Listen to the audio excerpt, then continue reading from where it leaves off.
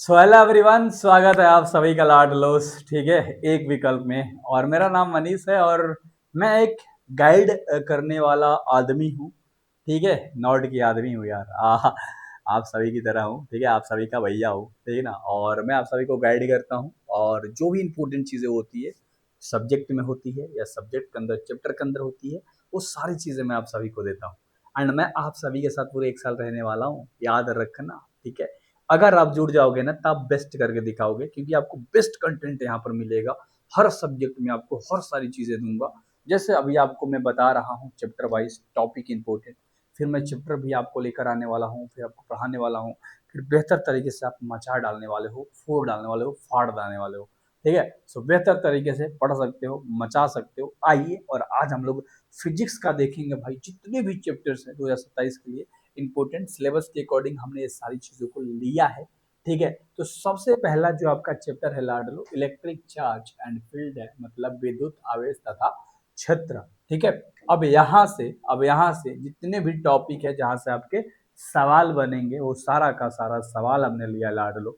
ध्यान से देखना लाडलियो। ठीक है, कह रहा है कि columns law and it's vector form, यानी कि कॉलम्स लॉ क्या होता है एंड उसके वेक्टर फॉर्म, यानी कि कोलम्ब का नियम और सदिश रूप, वेक्टर रूप कहने का मतलब, वेक्टर फॉर्म कहने का मतलब सदिश रूप।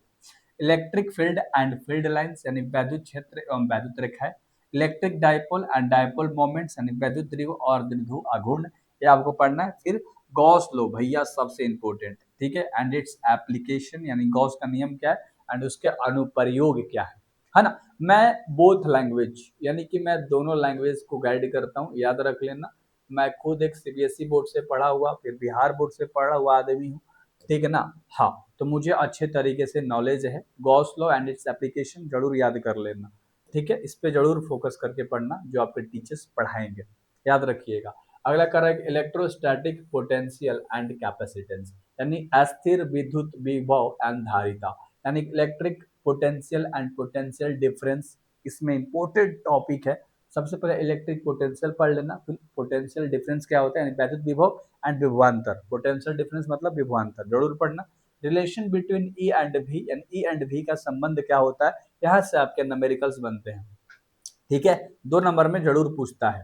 ठीक है, उसके बाद अगर हम बात करें आगे, तो आपको कैपेसिटर एंड कैपेसिटेंस, यानी कि संधारित्र एवं धारिता, आपको ये पढ़ना है। फिर पैरेलल प्लेट कैपेसिटर, यानी समांतर प्लेट संधारित्र, आपको ये पढ़ना है। उसके बाद कॉम्बिनेशन ऑफ कैपेसिटर्स, यानी कि संधारित्रों का संयोजन। ठीक है, याद रख लीजिएगा, आपको ये भी पढ़ना है। ठीक है, कहिएगा ठीक है। अगला आपका है, जो कि अगला है एनर्जी स्टोर इन कैपेसिटेंस, यानी कि संधारित्र में संचित ऊर्जा, आपको ये भी पढ़ना है। क्लियर है, कहिएगा ठीक है। तो ये आपने चैप्टर देख लिया 2 चैप्टर तक। तीसरा चैप्टर में हो सके तो स्क्रीनशॉट मार लो, या ऐप में ये पीडीएफ में डलवा दूंगा। वीडियो ये फ्री रहेगा, आप ऐप डाउनलोड कर लेना बाबू, एक विकल्प का, याद रख लेना। एक विकल्प हमारा ऐप है, वहां पर आप जाओगे, जैसे ये है फिजिक्स, तो फिजिक्स वाला में जाओगे तो फ्री वीडियो देखने के लिए ऑप्शन आएगा, उस पर क्लिक करोगे तो आपको फ्री वीडियो मिल जाएगा, और उसके साथ ये बाबू पीडीएफ भी मिल जाएगा। तो अच्छे तरीके से याद रख लीजिएगा। ठीक है ना, कहिएगा ठीक है। इसमें electric current and drift velocity आपको पढ़ना है, मतलब विद्युत धारा एवं बहाव वेग क्या होता है। ओम्स लॉ आपको पढ़ना है, यानी कि ओम का नियम आपको पढ़ना है। रेजिस्टेंस एंड रेसिस्टिविटी, यानी प्रतिरोध एवं विशिष्ट प्रतिरोध क्या होता है, आपको ये भी पढ़ लेना है। ठीक है, उसके बाद आगे बात करेंगे तो series and parallel combination, series भी आपको पढ़ना है, यानी क्रमिक, और पैरेलल कॉम्बिनेशन यानी कि समांतर संयोजन क्या होता है, आपको ये लाडले पढ़ लेना है बेहतर तरीके से। आप कहोगे हाजी सर समझ में आ रहा है।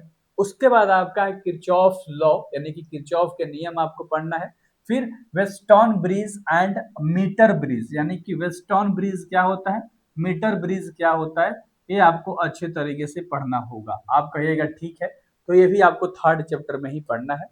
अगला जो आपका 4th चैप्टर है, इसके बारे में थोड़ा ध्यान से देखिएगा लाडलो, है ना, बहुत अच्छे तरीके से। ठीक ना, चलिए। चलिए, मूविंग चार्ज एंड मैग्नेटिज्म, ये आपका चैप्टर है, चैप्टर नंबर 4, यानी गतिमान आवेश एवं चुंबकत्व। इसके अंदर में आपको पढ़ना है magnetic field due to straight wire, यानी कि सीधे चालक से चुंबकीय क्षेत्र को आपको पढ़ना है। बायोट सावर्ट लॉ आपको पढ़ना है, यानी कि बायोट सावर्ट नियम क्या होता है।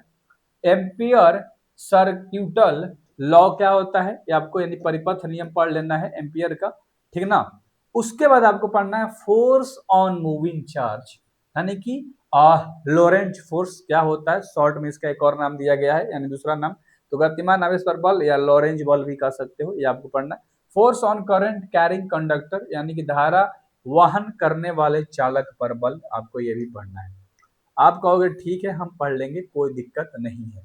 अगला हमारे पास है, जो कि हमारे पास पांचवा है, वो कह रहा है कि मैग्नेटिज्म एंड मेटर्स, क्या है, मैग्नेटिज्म एंड मेटर, यानी कि चुंबकत्व एवं पदार्थ पढ़ना है।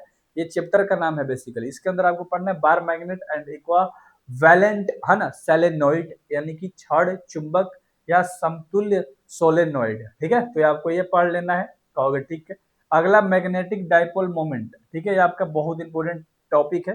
अर्थ मैग्नेटिज्म, यानी कि पृथ्वी का चुंबकत्व, ये आपको पढ़ना है।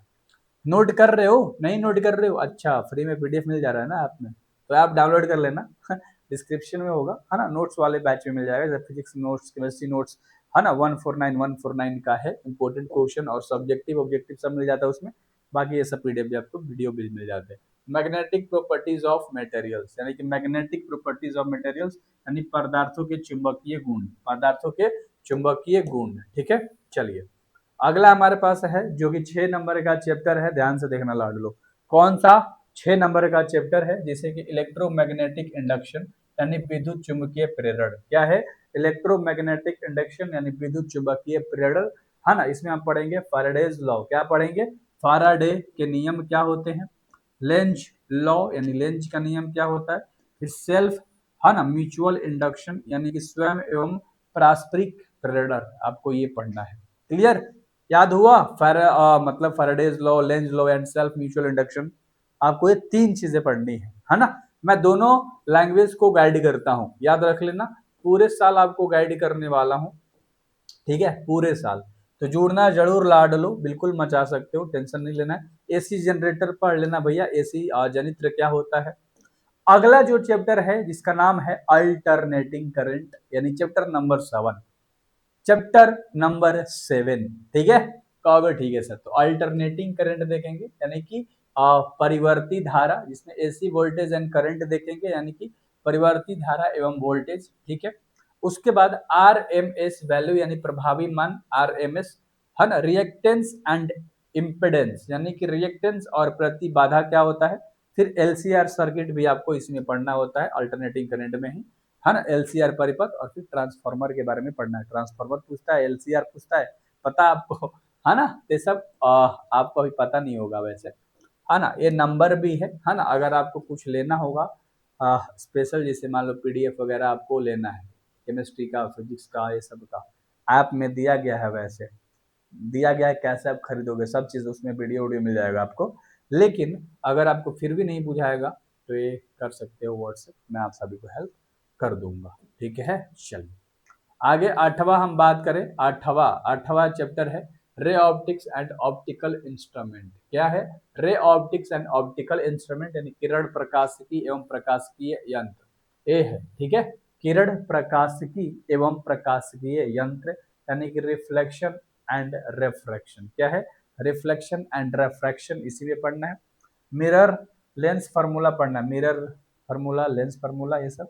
टोटल इंटरनल रिफ्लेक्शन इसी के अंदर पढ़ना है, यानी पूर्ण आंतरिक परिवर्तन, दर्पण एवं लेंस सूत्र, दर्पण का सूत्र, लेंस का सूत्र, परावर्तन एवं अपवर्तन क्या होता है, इसी में पढ़ोगे आप। माइक्रोस्कोप एंड टेलीस्कोप जो होता है इसी के अंदर आपको पढ़ने के लिए मिलता है ना, यानी कि सूक्ष्मदर्शी एवं दूरबीन, ठीक है बाबू। नौवां चैप्टर देख लेते हैं, जिसका नाम है वेव ऑप्टिक्स। नौ चैप्टर का नाम क्या है, वेव ऑप्टिक्स। अब इसके अंदर में आपको क्या क्या पढ़ना है भैया, बहुत देखो रिसर्च लगता है, ऐसे नहीं 15 मिनट के आपको वीडियोस मिल जाते हैं, सब वीडियोस बनाने में, है ना, दिनों खर्च होते हैं, है ना, रिसर्च करना पड़ता है, कहाँ से क्वेश्चन उठता है, क्या क्या उठता है, ये सारी चीजें, ठीक ना। तो वेव ऑप्टिक्स हम लोग जानेंगे, क्या जानेंगे, वेव ऑप्टिक्स, यानी हाइगेंस प्रिंसिपल, इसी में आपको पढ़ना है, हाइगेंस सिद्धांत जो आप, है ना, कहते हो। और इंटरफेरेंस ऑफ लाइट, यानी प्रकाश का व्यक्तिकरण, इसी में पढ़ोगे।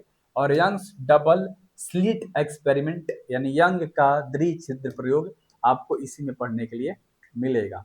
उसके बाद आपको ये पढ़ने के लिए मिलेगा, है ना, डिफ्रैक्शन यानी कि विवर्तन और पोलराइजेशन यानी कि ध्रुवण।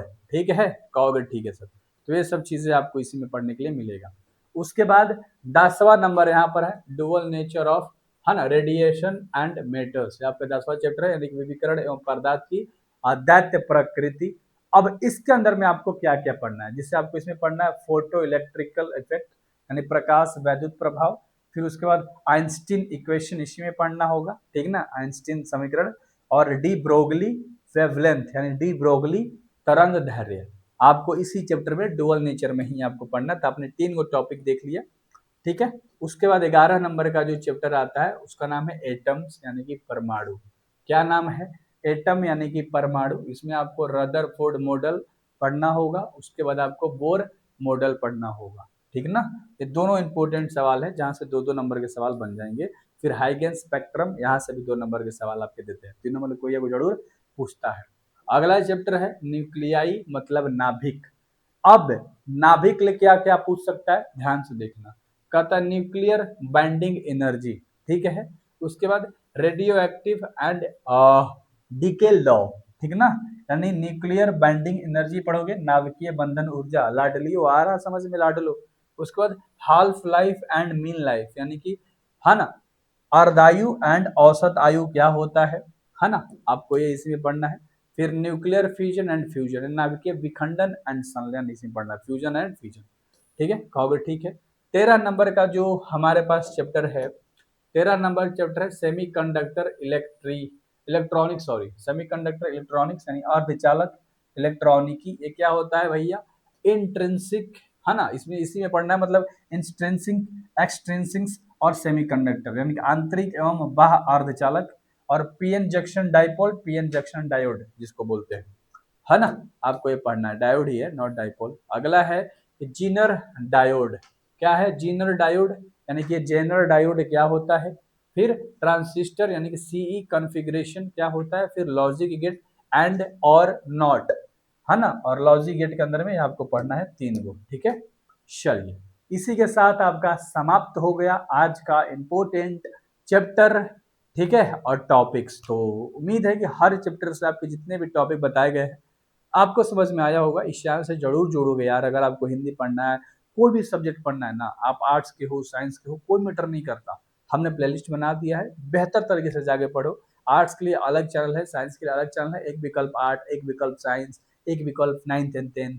तो बिल्कुल मचा सकते हो, हम लोग आए ही हैं, ठीक है, कुछ बड़ा करने के लिए। So thank you very much everyone. हंसते रहें, मुस्कुराते रहें और बेहतर तरीके से जिए और गर्दा मचाए, ठीक है ना। याद रखें कि नेचुरल तरीके से आपको ये भाई गाइड करता है। डिस्क्रिप्शन में ग्रुप का लिंक होगा, ऐप का लिंक होगा, दोनों जगह आपको ज्वाइन करना है, राइट, ठीक है। थैंक यू वेरी मच, मिलते हैं।